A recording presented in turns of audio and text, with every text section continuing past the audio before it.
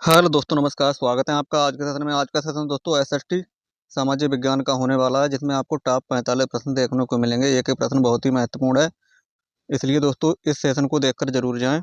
और आज का दोस्तों ये सेशन बहुत ही महत्वपूर्ण है, जिसमें आपको एसएसटी, पॉलिटिकल साइंस और ज्योग्राफी के सारे प्रश्न देखने को मिलेंगे। एक एक प्रश्न को बिल्कुल छोड़कर ना जाएं। एग्जाम में जाने से पहले इन प्रश्नों को जरूर देख कर जाएं। शुरू करते हैं आज का पहला प्रश्न। आज का पहला प्रश्न बहुत ही महत्वपूर्ण है, इसका उत्तर आपको कमेंट बॉक्स में बताना दोस्तों कि किस स्थान पर मृतक को प्रायः उत्तर की ओर सिर करके दफनाया जाता था। किस स्थान पर मृतक को प्रायः उत्तर की ओर सिर करके दफनाया जाता था? इनाम गांव, बुर्जहोम, मेहरगढ़ या भीमबेटका। प्रश्न नंबर एक। तो प्रश्न नंबर एक का आपको उत्तर बताना है कि वह कौन सा स्थान है जहाँ मृतक को उत्तर की ओर सिर करके दफनाया जाता था। तो दोस्तों वह स्थान था इनाम गांव। ऑप्शन नंबर ए इसका सही उत्तर हो जाएगा। जो चैनल पर नए हैं वो चैनल को सब्सक्राइब जरूर कर ले। प्रश्न नंबर दो। इसी प्रकार के दोस्तों प्रश्न एग्जाम में आते हैं। पवन क्रियाएं छत्रक सेल बनाती हैं जो प्राय में पाई जाती हैं। दोस्तों पवन क्रियाएं छत्रक सेल बनाती हैं, वह दोस्तों कहाँ पाई जाती हैं? रेगिस्तान, उष्ण कटिबंधीय तटीय क्षेत्रों में या पहाड़ों में या फिर पठारों में। तो दोस्तों कहाँ पाई जाती हैं? ये रेगिस्तानों में। ऑप्शन नंबर ए इसका सही उत्तर हो जाएगा। प्रश्न नंबर 3 देखते हैं। प्रश्न नंबर 3 में पूछा गया, पृथ्वी द्वारा सूर्य के चारों ओर घूमने को क्या कहते हैं? कक्षीय समतल, प्रदीप्त वृत्त, घूर्णन या परिक्रमण। तो पृथ्वी द्वारा सूर्य के चारों ओर घूमने को क्या कहते हैं दोस्तों? ये कहते हैं परिक्रमण। ऑप्शन नंबर डी इसका सही उत्तर हो जाएगा, परिक्रमण।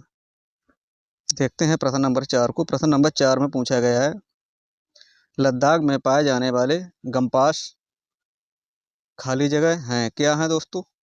बौद्ध विहार मंदिर, बकरी की प्रजाति या किस्म, साल की किस्म या बौद्ध भिक्षु। प्रश्न नंबर 4। तो गंपास क्या है? तो दोस्तों ये गंपास होंगे बौद्ध विहार यानी मंदिर हैं दोस्तों। ऑप्शन नंबर ए इसका सही उत्तर हो जाएगा। देखते हैं प्रश्न नंबर 4 को। प्रश्न नंबर 4 में पूछा है, ऋग्वेद काल में कौन से 3 देवता विशेषकर प्रमुख थे? रुद्र, विष्णु तथा इंद्र, अग्नि, इंद्र तथा Soma. Option number D Indra, Varuna तथा रुद्र। ऑप्शन नंबर डी अग्नि, इंद्र तथा विष्णु। तो ऋग्वेद काल में कौन से 3 देवता प्रसिद्ध थे? तो दोस्तों वो थे अग्नि, इंद्र और सोम। ऑप्शन नंबर बी इसका सही उत्तर हो जाएगा। प्रश्न नंबर 6 देखते हैं। प्रश्न नंबर 6 में पूछा गया है, भारत में उष्णकटिबंधीय वन पाए जाते हैं, कहाँ पाए जाते हैं? मध्य प्रदेश में पाए जाते हैं या हिमाचल प्रदेश में, अंडमान निकोबार द्वीप समूह में या फिर राजस्थान में। तो भारत में उष्णकटिबंधीय वन कहाँ पाए जाते हैं? तो दोस्तों ये पाए जाते हैं अंडमान निकोबार द्वीप समूह में। ऑप्शन नंबर सी इसका सही उत्तर हो जाएगा। हड़प्पा सभ्यता के लोग बनाते थे, क्या बनाते थे दोस्तों? पत्थर की मोहरें, पीले रंग की डिजाइन किए हुए पात्र, लोहे से बनी तकलियां या सोने के बर्तन। तो हड़प्पा सभ्यता के लोग क्या बनाते थे? पत्थर की मोहरें बनाते थे और सोने से बने बर्तन। तो ऑप्शन नंबर ए और डी इसका सही उत्तर हो जाएगा। ऑप्शन नंबर डी ए और डी इसका सही उत्तर हो जाएगा। प्रश्न नंबर 8 देखते हैं। प्रश्न नंबर 8 में पूछा गया है, निम्नलिखित में से कौन सी गर्म धारा है? कुरोसियो धारा, लेब्राडोर धारा, कनारी धारा, क्यूराइल धारा। प्रश्न नंबर 8। तो गर्म धारा की बात करें तो ये क्यूरोसियो एक गर्म धारा है। ऑप्शन नंबर ए इसका सही उत्तर हो जाएगा, ये गर्म धारा हो जाएगी। क्यूरोसियो इसका सही उत्तर हो जाएगा। दोस्तों आज के प्रश्न बहुत ही महत्वपूर्ण है, इसलिए चैनल को लाइक और सब्सक्राइब जरूर कर लें। भारत के किस क्षेत्र को छोटा तिब्बत कहा गया?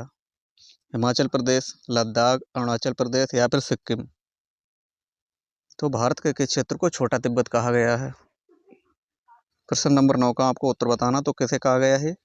ये है लद्दाख। लद्दाख को भारत का छोटा तिब्बत कहा गया है। ऑप्शन नंबर 20 का सही उत्तर हो जाएगा।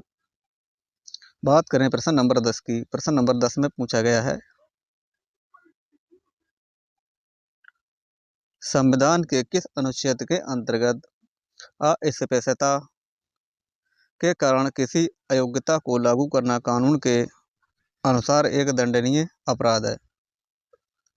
तो अस्पष्टता के कारण दोस्तों कौन सा अनुच्छेद इसमें हो जाएगा प्रश्न नंबर 10 का? तो ये हो जाएगा अनुच्छेद 17। ऑप्शन नंबर डी इसका सही उत्तर हो जाएगा। प्रश्न नंबर 11 देखते हैं। रक्षक मेखला एक विधि है, किसकी एक विधि है?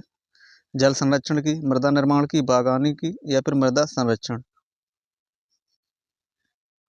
तो रक्षक मेखला किसकी एक विधि है? तो दोस्तों इसका उत्तर बताना है आपको, ये किसकी? मृदा संरक्षण की। ऑप्शन नंबर डी मृदा संरक्षण इसका सही उत्तर हो जाएगा। बात करें प्रश्न नंबर 12 की। प्रश्न नंबर 12 तो हर साल आता है ये। कॉमन एरा क्या है? कॉमन एरा क्या है दोस्तों? ऑप्शन नंबर ए आदेश जारी करने के लिए सरकार द्वारा स्वीकृत भारतीय एरा, या फिर हिंदू एरा और इस्लामिक एरा से सम्मिश्रण से विकसित एक नया एरा, ये ऐसी घटनाओं का अध्ययन करने का नया एरा, या फिर क्रिश्चियन एरा जो अब दुनिया के अधिकांश हिस्सों में स्वीकृत है। तो कॉमन एरा क्या हो जाएगा दोस्तों? प्रश्न नंबर 12 का कॉमन एरा क्या होता है? तो दोस्तों ये क्रिश्चियन एरा जो अब दुनिया के अधिकांश हिस्सों में स्वीकृत है। ऑप्शन नंबर डी इसका सही उत्तर हो जाएगा। प्रश्न नंबर 13 देखते हैं। प्रश्न नंबर 13 में पूछा गया है, मुगल वास्तुशिल्प मिश्रण है। मुगल जो है वास्तुशिल्प दोस्तों ये किसका मिश्रण हो जाएगा? तुर्की व अफगान शैलियों का, तुर्की व फारसी शैलियों का, अरब तथा भारतीय शैलियों का, फारसी व भारतीय शैलियों का। तो मुगल वास्तुशिल्प किसका एक मिश्रण है दोस्तों? प्रश्न नंबर 13। तो प्रश्न नंबर 13 में ऑप्शन नंबर डी है फारसी व भारतीय शैलियों का हो जाएगा। ऑप्शन नंबर डी इसका सही उत्तर हो जाएगा। देखते हैं प्रश्न नंबर 14 को। प्रश्न नंबर 14 में पूछा गया, आयने अकबरी के विषय में निम्नलिखित में से कथन कौन सा सही हो जाएगा? आयने अकबरी के विषय में तो दोस्तों यह अकबर के प्रशासन के विविध पहलुओं के विषय में संपन्न सांख्यिकी विवरण प्रस्तुत करती है, या फिर यह अकबरनामा शीर्षक के अंतर्गत अकबर के शासन के इतिहास के 3 भागों से पहला भाग है, या फिर ऑप्शन नंबर सी है इसमें अकबर के पूर्वजों और अकबर के शासन की घटना का विवरण दिया गया, या फिर option number D A Mirza हाकिम द्वारा लिखी गई जो अकबर के दरबारियों में से एक थे। तो प्रश्न नंबर 14 का क्या हो जाएगा? तो आने अकबरी का निम्नलिखित में कौन सा कथन सही हो जाएगा? ऑप्शन नंबर ए इसका सही उत्तर हो जाएगा।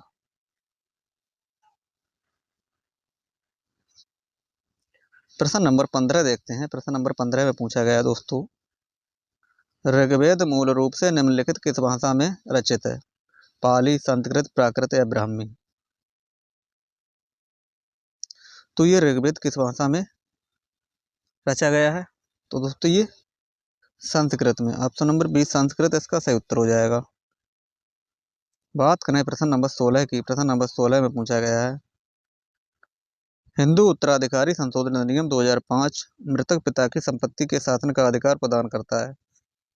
किसको क्या करता है दोस्तों? ये पत्नी पुत्र पुत्रों तथा पुत्र पुत्रियों को, पत्नी पुत्र पुत्रों तथा भाई भाइयों को, पत्नी पुत्री पुत्रों तथा बहन बहनों को, या फिर पुत्री पुत्रियों पुत्र पुत्रों तथा भाई भाइयों को।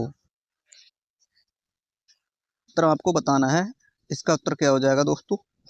प्रश्न नंबर 16 की बात करें तो दोस्तों ये अधिनियम 2005 मृतक पिता की संपत्ति के समान अधिकार प्रदान करता है। किसको? ऑप्शन नंबर ए पत्नी को, पुत्र पुत्रों तथा पुत्री पुत्रियों को भी ये समान अधिकार प्राप्त है दोस्तों। ऑप्शन नंबर ए इसका सही उत्तर हो जाएगा।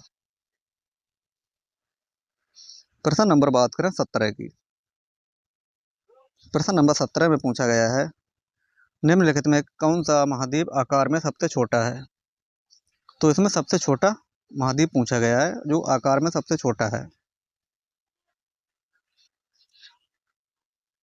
दक्षिणी अमेरिका, अफ्रीका, यूरोप या ऑस्ट्रेलिया? तो ये ऑस्ट्रेलिया दोस्तों ये सबसे छोटा हो जाएगा। ऑप्शन नंबर डी इसका सही उत्तर हो जाएगा।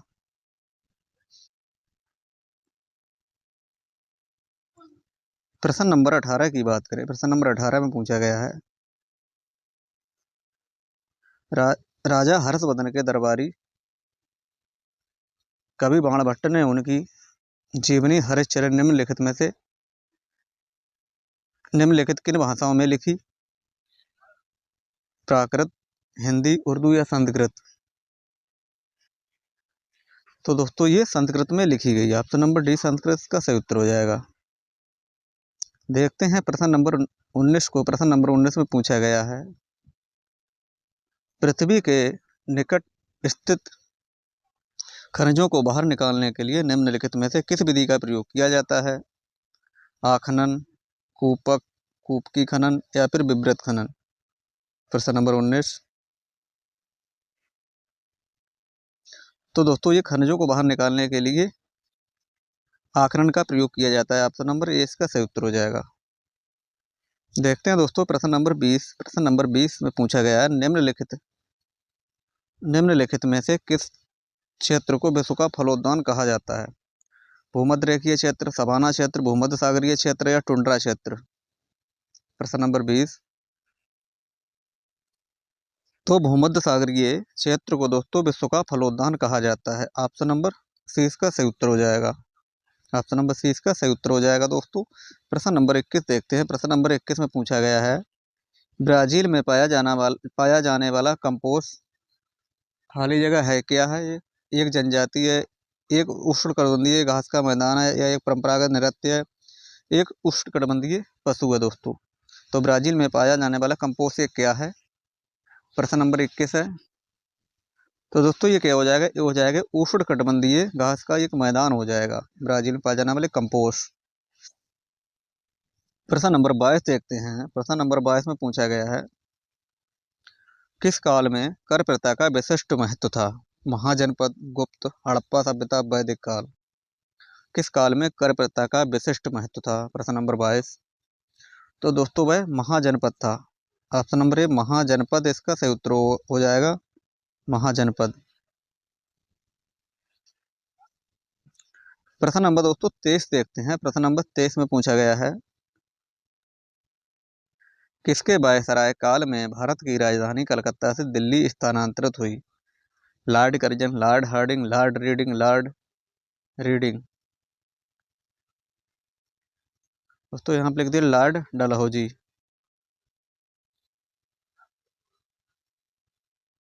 लॉर्ड दोस्तों डलहौजी।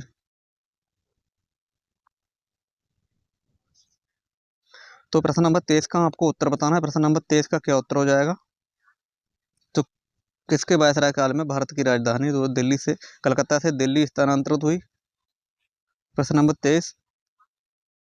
तो ये लॉर्ड हार्डिंग के समय में। ऑप्शन नंबर 20 का सही उत्तर हो जाएगा। देखते हैं प्रश्न नंबर 24 को। प्रश्न नंबर 24 में है, निम्नलिखित राजवंशों में से किसने अपने अभिलेखों को मलयालम भाषा एवं लिपि का प्रयोग प्रारंभ किया? किसने किया था? चेर शासकों ने, पांड्य, कुषाण या चोल? तो वह एकमात्र कौन था? चेर शासक थे दोस्तों। प्रश्न नंबर 24 का ऑप्शन नंबर ए चेर इसका सही उत्तर हो जाएगा। प्रश्न नंबर देखते हैं 25। प्रश्न नंबर 25 में पूछा गया, निम्नलिखित में से कौन सा कार्य राज्य सरकार का है? नई दिल्ली और वास्को ड गामा के बीच नई गाड़ी चलाना, 1000 रुपए के नोट का नया डिजाइन लागू करना, पाकिस्तान और बांग्लादेश के साथ शांतिपूर्ण संबंध बनाना, 10वीं कक्षा में बोर्ड परीक्षा को बंद करना। प्रश्न नंबर 25। तो राज्य सरकार का दोस्तों ये कौन सा कार्य हो जाएगा? ये हो जाएगा 10वीं कक्षा में बोर्ड परीक्षा को बंद करना। प्रश्न नंबर 26 है। प्रश्न नंबर 26 में पूछा गया, सामाजिक अध्ययन के शिक्षण में सबसे महत्वपूर्ण सहायक साधन कौन सा है? व्याख्यान, श्रव्य दृश्य, कार्य निर्धारण, वाद विवाद? तो सामाजिक अध्ययन के शिक्षण में सबसे महत्वपूर्ण सहायक साधन कौन सा हो जाएगा? तो ये हो जाएगा दोस्तों श्रव्य और दृश्य, सबसे बढ़िया हो जाएगा ऑप्शन नंबर बी।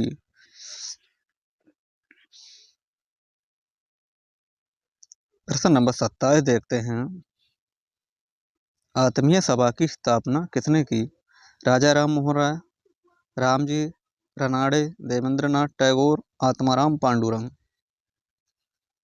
आत्मीय सभा के आठवीं सभा की स्थापना निम्न में से किसने की? प्रश्न नंबर 27। तो किसने की? राजा राम मोहन राय ने। ऑप्शन नंबर ए इसका सही उत्तर हो जाएगा। प्रश्न नंबर 28। निम्नलिखित में से कौन ब्रह्मोत्सव पर्वत है? बाजेस पर्वत, हिमालय पर्वत, अपलेसियन पर्वत, यूराल पर्वत। प्रश्न नंबर 28 है। तो ब्रह्मोत्सव पर्वत दोस्तों कौन सा हो जाएगा? ये हो जाएगा बाजेस पर्वत, इसका सही उत्तर हो जाएगा ऑप्शन नंबर ए। प्रश्न नंबर 29 देखते हैं। प्रश्न नंबर 29 में मानव इतिहास में निम्नलिखित में से कौन सी अवधि काल सबसे लंबी है? किसकी है? मध्य पाषाण काल की, नवपाषाण, महापाषाण या पुरापाषाण? तो सबसे लंबी अवधि की बात करें दोस्तों तो कौन था वो? तो दोस्तों ये पुरापाषाण काल। ऑप्शन नंबर डी पुरापाषाण काल इसका सही उत्तर हो जाएगा।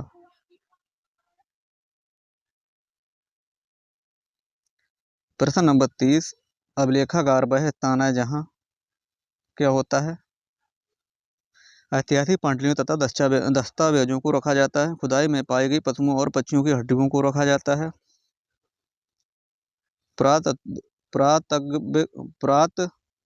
पुरातत्वज्ञों द्वारा प्राप्त किए गए पत्थरों और ईंटों की बनी इमारतों के अवशेषों को रखा जाता है। खुदाई में पाई गई मूर्तियों को रखा जाता है। प्रश्न नंबर 30। तो दोस्तों अभिलेखागार वह स्थान है जहाँ ऐसी ऐतिहासिक पांडुलिपियों तथा दस्तावेजों को रखा जाता है। ऑप्शन नंबर ए इसका सही उत्तर हो जाएगा।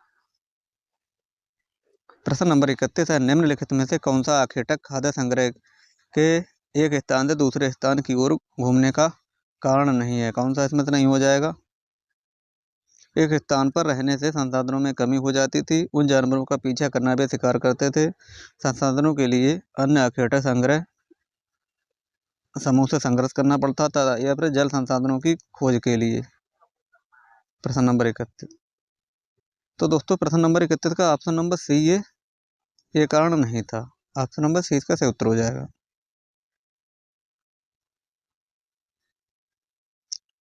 प्रश्न नंबर 32 है। बिग बियर एक उदाहरण है। बिग बियर किसका उदाहरण है? आकाशगंगा का, नक्षत्र मंडल का, तारा का या फिर गैलेक्सी का? तो बिग बियर की बात करें प्रश्न नंबर 32 तो ये नक्षत्र मंडल का ऑप्शन नंबर 20 का सही उत्तर हो जाएगा। प्रश्न नंबर 33। निम्नलिखित में से कौन सा संगठन उपनिषद में आस्था रखता था? रामकृष्ण मिशन, सत्यशोधक समाज, सेवा समाज या ब्रह्म समाज? कौन सा संगठन उपनिषद में आस्था रखता था? प्रश्न नंबर 33 तो ये ब्रह्म समाज। ऑप्शन नंबर डी ब्रह्म समाज इसका सही उत्तर हो जाएगा। प्रश्न नंबर 34। जनसंख्या घनत्व से अभिप्राय है। क्या अभिप्राय है?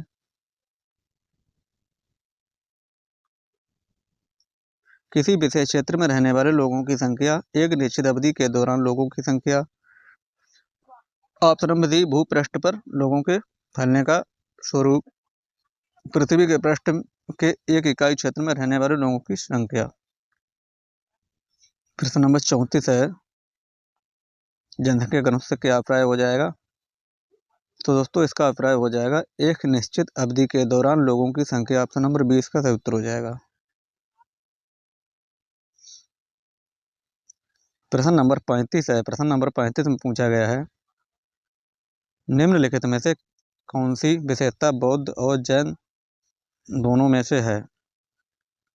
मुक्ति पाने के लिए मनुष्य को अपने वस्त्रों सहित सब कुछ त्यागना होता था। अधिक पाने की निरंतर इच्छा को मध्य वर्ग अपनाकर समाप्त कर दिया जाता था। मध्य मार्ग अपनाकर शांत कर दिया। केवल वही सच्चा ज्ञान प्राप्त करता जो घर त्याग देते थे। या फिर ऑप्शन नंबर डी इन दोनों धर्मों को मुख्यतः व्यापारियों का समर्थन था। प्रश्न नंबर 35 तो प्रश्न नंबर 35 का ऑप्शन नंबर सी केवल वही सच्चा ज्ञान प्राप्त कर सकता था जो दोस्तों घर को त्याग देते थे। ऑप्शन नंबर सी इसका सही उत्तर हो जाएगा। प्रश्न नंबर 36 देखते हैं। हमारी व्यवस्था में संसद को बहुत अधिक अधिकार प्राप्त हैं क्योंकि इसे कानून बनाने की शक्ति है। इसे न्यायपालिका को नज़रअंदाज करने की शक्ति प्राप्त है। ये जनता का प्रतिनिधित्व करती है। संसद में सभी शक्तियां निहित प्रधान है। प्रश्न नंबर 36। तो प्रश्न नंबर 36 ऑप्शन नंबर डी, संसद में सभी शक्तियां निहित यानी प्रधान है। ऑप्शन नंबर डी इसका सही उत्तर हो जाएगा। प्रश्न नंबर देखते हैं 37। प्रश्न नंबर 37 में पूछा गया है, वायुमंडलीय परतों में कौन सी परत रेडियो प्रसारण में सहायता करती है? क्षोभ मंडल, मध्य मंडल, वायुमंडल, समताप मंडल। तो प्रश्न नंबर 37 की बात है रेडियो प्रसारण के लिए दोस्तों ये क्षोभ मंडल सबसे बढ़िया परत होती है। ऑप्शन नंबर ए इसका सही उत्तर हो जाएगा।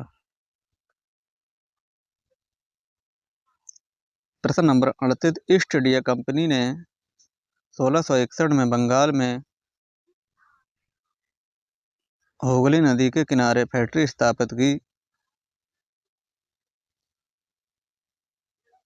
है दोस्तों। स्थानीय किसानों से नील खरीदकर उसे इंग्लैंड भेजने के लिए एक आधार बेस स्थापित करने के लिए, जहां फैक्ट्री अपना काम चला सके। इंग्लैंड को निर्यात करने हेतु सूती कपड़ों के उत्पादन के लिए, मसालों को खरीदकर उन्हें इंग्लैंड भेजने के लिए। प्रश्न नंबर 38 का आपको उत्तर बताना है। ईस्ट इंडिया कंपनी ने 1651 में बंगाल में हुगली नदी के किनारे फैक्ट्री स्थापित की। किसके लिए दोस्तों की ये? तो ये मसालों को खरीदकर उन्हें इंग्लैंड भेजने के लिए। ऑप्शन नंबर डी इसका सही उत्तर हो जाएगा। प्रश्न नंबर 39 है, आर्य समाज की स्थापना हुई थी, कब हुई थी? 1865, 1870, 1875, 1880। तो आर्य समाज की स्थापना कब हुई थी? तो दोस्तों ये 1880 ईस्वी में हुई थी। ऑप्शन नंबर डी इसका सही उत्तर हो जाएगा। 1880 में दोस्तों ऑप्शन नंबर डी इसका सही उत्तर हो जाएगा।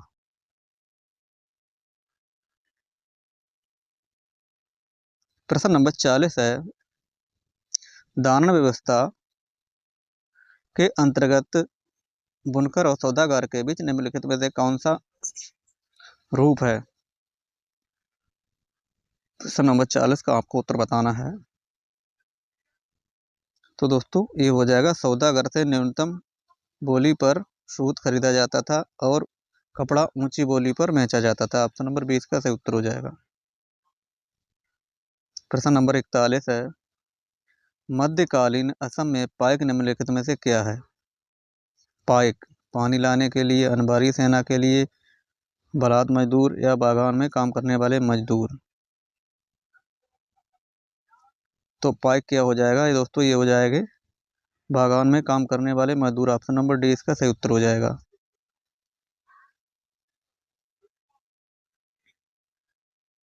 प्रश्न नंबर 42 है, हुनसांग किसके शासनकाल में भारत आया था? समुद्रगुप्त, चंद्रगुप्त, विक्रमादित्य, हर्षवर्धन या स्कंदगुप्त। तो हुनसांग किसके शासनकाल में भारत आया था? प्रश्न नंबर 42 में पूछा गया है। तो ये चंद्रगुप्त विक्रमादित्य के शासन में। ऑप्शन नंबर 20 का सही उत्तर हो जाएगा। देखते हैं प्रश्न नंबर 43 को। प्रश्न नंबर 43 में पूछा गया है, निम्नलिखित में से किस विदुषी ने स्त्री और पुरुष के बीच सामाजिक अंतरों की आलोचना पर आधारित पुस्तक स्त्री पुरुष तुलना का लेखन किया? ताराबाई शिंदे, राज सुंदरी देवी, पंडिता रमाबाई या बेगम रुकैया। प्रश्न नंबर 43 है। तो दोस्तों ये पंडिता रमाबाई ने ये लेखन किया था। ऑप्शन नंबर सी इसका सही उत्तर हो जाएगा। प्रश्न नंबर दोस्तों 44 है,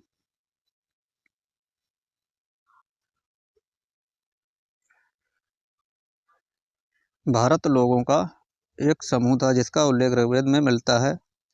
वे खाली जगह में रहते थे। कहाँ? दक्षिण भारत, उत्तर भारत, पश्चिम भारत या उत्तर पश्चिमी भारत में। तो वो कहाँ रहते थे? तो दोस्तों ये रहते थे पश्चिम भारत में। ऑप्शन नंबर सी इसका सही उत्तर हो जाएगा। आज का अंतिम प्रश्न है। आज का अंतिम प्रश्न बहुत ही महत्वपूर्ण है। पृथ्वी से चंद्रमा का केवल एक ही भाग दिखाई पड़ता है, क्यों? क्योंकि चंद्रमा का एक दूसरा भाग केवल दिन के समय पृथ्वी की ओर होता है। चंद्रमा का दूसरा भाग केवल अमावस्या को पृथ्वी की ओर होता है। चंद्रमा को पृथ्वी के चारों ओर चक्कर लगाने में तथा अपने अक्ष पर घूमने में समान समय लगता है। यह चंद्रमा को अपने अक्ष पर एक चक्कर लगाने में एक प्रकाश वर्ष लगता है। प्रश्न नंबर 45 का बताना है, पृथ्वी से हमें चंद्रमा का एक ही भाग क्यों दिखाई देता है? क्योंकि चंद्रमा का दूसरा भाग केवल दिन के समय पृथ्वी की ओर होता है। ऑप्शन नंबर ए इसका सही उत्तर हो जाएगा दोस्तों। तो दोस्तों ये रहे आज के टॉप 45 प्रश्न। आपने इन प्रश्नों में से कितने प्रश्न सही किए हैं इसका उत्तर आपको कमेंट बॉक्स में बताना है। और आज के लिए दोस्तों इतना ही, मिलते हैं दोस्तों कल, तब तक के लिए धन्यवाद।